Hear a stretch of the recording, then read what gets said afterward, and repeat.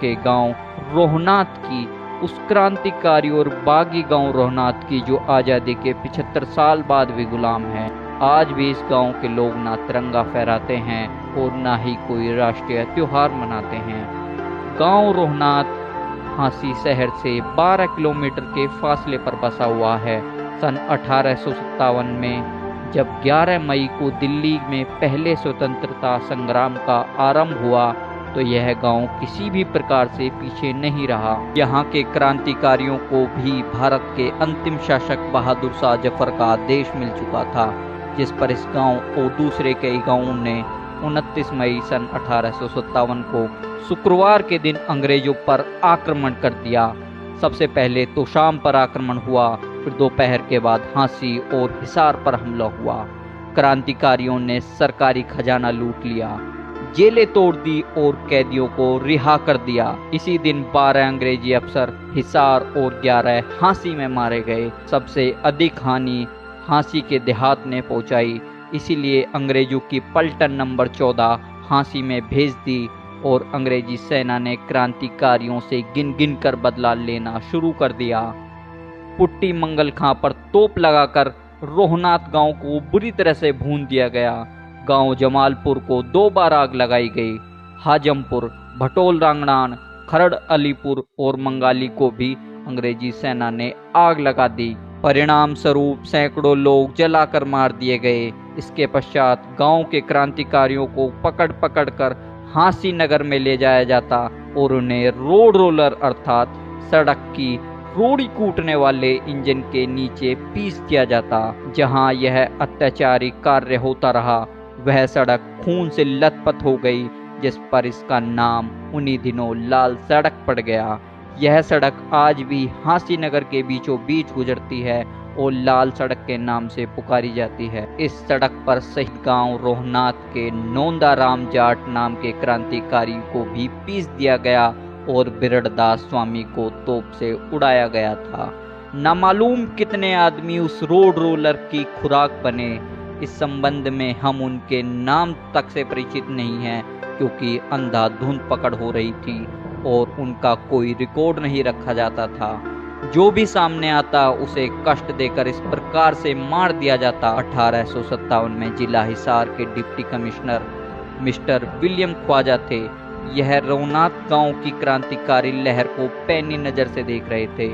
उन्होंने तहसीलदार हांसी को 14 सितंबर 1857 को लिखा कि मुकदमा नंबर 5 के अनुसार रोहनाथ गांव बागी हो गया है। इस गांव के पास कुल कितनी धरती है इसकी पूरी तफसील भेजी जाए ताकि इस गांव को जब्त करने की स्वीकृति ले ली जाए, जिस पर तहसीलदार ने सारी तफसील तुरंत भेज दी। उसके बाद सेक्रेटरी चीफ कमिश्नर पंजाब ने अपने पत्र नंबर 781 तिथि 13 नवंबर 1857 के अनुसार दूसरे कई गांवों के साथ रोहनाथ का पूरा गांव नीलाम करने की स्वीकृति दे दी। इस समय हिसार में इंचार्ज जिलाधीश जनरल विन थे। उन्होंने तहसीलदार हांसी को चीफ सेक्रेटरी पंजाब के पत्र का हवाला देकर रोहनाथ गांव की नीलामी के लिए नक्शा भेजा, जिसमें कुल धरती, कुल वार्षिक आमदनी, कुल नहरी धरती, कुल बरानी धरती, कुल काश्तकार, कुल सरकारी फीस आदि तफसील पूछी गई थी। यह पत्र 10 दिसंबर 1857 को भेजा गया, जिसे तहसीलदार ने भी तुरंत भरकर भेज दिया। इस पर जिलाधीश जनरल विन ने प्लासीन कमिश्नर से नीलामी की तारीख हासिल की। शहीद गांव रोहनाथ को नीलाम करने के लिए फिनांसल कमिश्नर पंजाब पत्र नंबर 1076 12 अप्रैल सन 1858 के अनुसार 20 जुलाई 1858 को यह तिथि निश्चित हुई और नीलामी के लिए आवाज लगा दी गई। पूरे गांव की धरती जो लगभग 20,656 बीघे 19 बिस्वे थी, उसमें से मात्र 13 बीघे 10 बिस्वे धरती छोड़ दी गई, जिस पर एक तालाब था। धरती और मकान आदि नीलाम कर दिए गए। नीलामी की रिपोर्ट में यह भी लिखा है कि जो वृक्ष तालाब के किनारे या रास्तों पर आराम के लिए हैं, सूखने के बाद वृक्षों के वही मालिक होंगे जिन लोगों ने गांव नीलामी में लिया है। इससे ज़्यादा इनके साथ और क्या अन्याय हो सकता था।